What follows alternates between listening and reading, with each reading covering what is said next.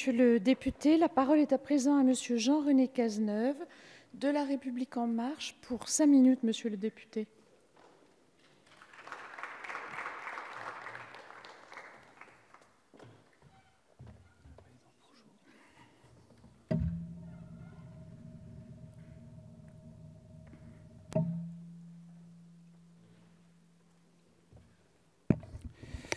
Madame la Présidente, Monsieur le Ministre, Monsieur le Rapporteur général, Monsieur le Président de la Commission des Finances, mes chers collègues, dans le cadre de l'examen de ce PLFR 2017, nous proposons de lancer dès janvier 2019 le prélèvement à la source.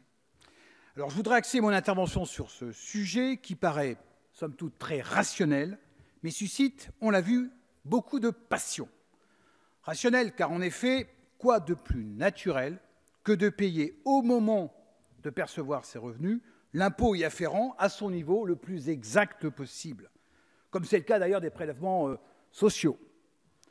Ce dispositif permet aux contribuables de bénéficier d'une imposition directement corrélée aux fluctuations de ses revenus, dues à un mariage, un changement de vie, une carrière qui commence, un départ à la retraite, une période de chômage, et ainsi de suite. Ça évite de dépenser l'argent que l'on doit, de se retrouver dans le cas un peu de Pierrette et de son pot au lait.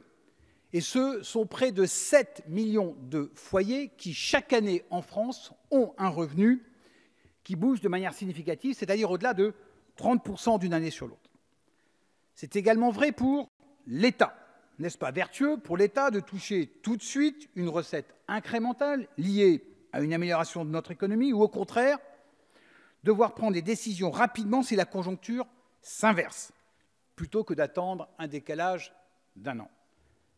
Mais là, alors même que cette réforme impulsée par le précédent gouvernement devrait rassembler, mais là, alors même que la révolution digitale s'impose à tous, mais là, alors même que la quasi-totalité des pays européens l'ont adopté, les forces, excusez-moi du mot, conservatrices se sont réveillées. Oubliant au passage que Thierry Breton, ministre du gouvernement Villepin, avait voulu le mettre en place il y a quelque temps. Dans une organisation ou une entreprise, on appellerait ça les freins au changement. Et tout est bon pour freiner une réforme. J'ai juste écouté ce qu'ont dit un certain nombre de vos prédécesseurs. Juste une réforme logique et réfléchie, confidentialité, seul Monsieur Cazeneuve a la parole. Ruralité, refus des entreprises, cheval de Troie, apocalypse, complexité. Qu'est-ce qu'on n'a pas entendu? On a réveillé toutes les peurs, on agite le chiffon rouge. Regardons ces objections une par une si vous voulez bien. Est-ce complexe pour les entreprises? Non, je suis désolé, non. Elles jouent déjà ce rôle de collecte de prélèvements pour les comptes de l'État, que ce soit pour la CSG ou les URSSAF.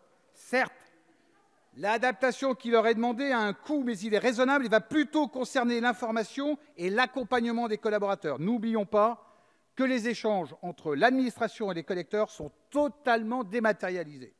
Est-ce complexe pour les citoyens? Non. Là aussi, non, je suis désolé. Par défaut, ils n'ont absolument rien à faire.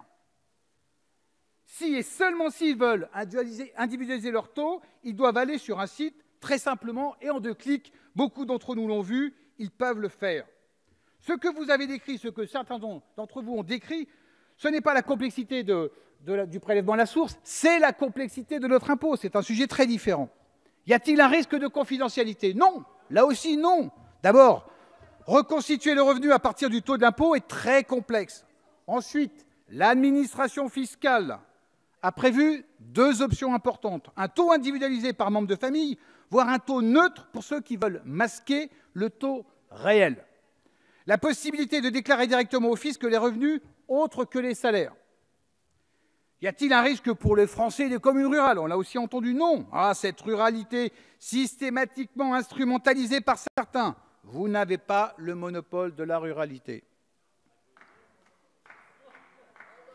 Elle produit, elle innove, elle est innovante. Une fois de plus, par défaut, le contribuable n'a rien à faire. Si et seulement si il veut activer certaines options, il devra accéder à Internet.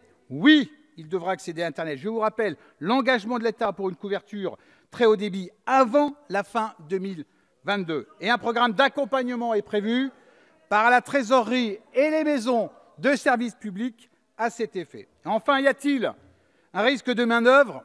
Non. De mise en œuvre, pardon. Non. Le prélèvement a été testé longuement par de très nombreuses entreprises de toute taille, ce qui a permis de détecter quelques problèmes mineurs et de les corriger. En conclusion, dans sa grande sagesse, le gouvernement a repris à son compte une réforme logique de modernisation de l'impôt en y ajoutant une évaluation et un test grandeur nature de 1 an pour améliorer l'outil et permettre à tous de s'y préparer. Merci. Merci, monsieur le député.